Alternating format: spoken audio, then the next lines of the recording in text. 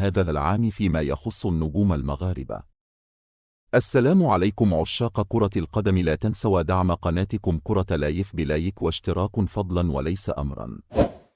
كما نعلم، عرف لاعبو المنتخب المغربي تألقا كبيرا خلال كأس العالم بقطر، لذلك أصبح الكثير منهم يسعى إلى تغيير الأجواء الكروية والحصول على فرصة ذهبية جديدة لإثبات نجوميتهم وأنفسهم مع بداية الموسم الجديد.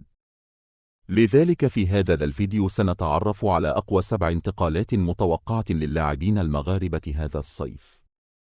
ياسين بونو. بعد تألق بونو بشكل ملفت للأنظار في مونديال كأس العالم 2022 وبعد نجاحه في قيادة منتخب المغرب إلى نصف النهائي بفضل تصدياته العبقرية المميزة التي أنقذت الفريق بأكمله مع تألقه مع فريقه إشبيلية، نجد الكثير من الفرق الكبرى تدرس إمكانية التعاقد معه، ومن بينها نادي ريال مدريد الذي بدأ يبحث عن طريقة للتعاقد مع ياسين بونو حارس نادي إشبيلية.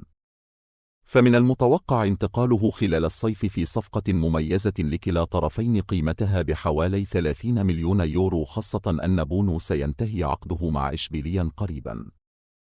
عبد الحميد الصابري. النجم المغربي عبد الحميد الصابري قريب جدا من الانتقال إلى صفوف نادي فيورنتينا الإيطالي، فقد حصلت فيورنتينا على توقيع الصابري لاعب سامبدوريا، وأعلنت فيورنتينا أن عبد الحميد سينتقل لها خلال هذا العام بعد انتهاء منافسات الموسم الحالي في صفقة يحتاج لها الصابري، فهو من العناصر التي تألقت مع المنتخب المغربي في كأس العالم بقطر 2022.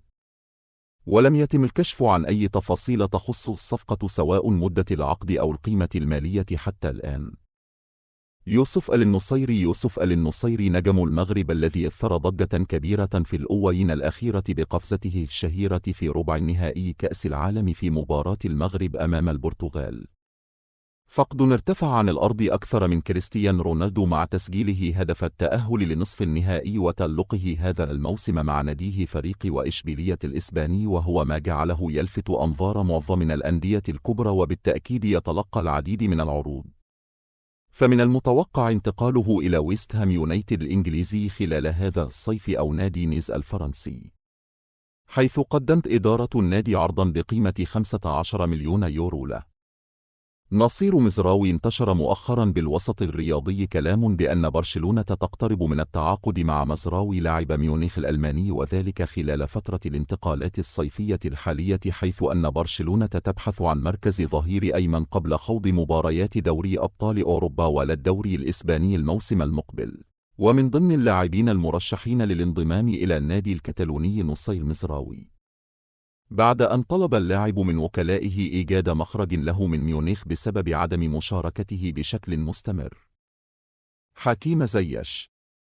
يتميز زياش بمهاراته الفردية وتمريراته الدقيقة وقدرته على تسجيل الأهداف البعيدة، وساهم في فوز تشيلسي بدوري أبطال أوروبا في موسم 2021، ناهيك عن مشاركته الرائعة مع المنتخب المغربي في كأس العالم 2022. من خلال ما تم ذكره من طرف صحيفة فوتوماكي التركية، فإن نادي بيشكتاش التركي تربص بحكيم لضمه خلال مرحلة الانتقالات القادمة، وتعتزم إدارة النادي التقدم بعرض رسمي لنادي تشيلسي لضم زياش على سبيل الإعارة. ومن نفس المصدر، فهناك محاول لاستغلال علاقة زياش بفريقه من أجل إقناعه بالانتقال إلى الدوري التركي.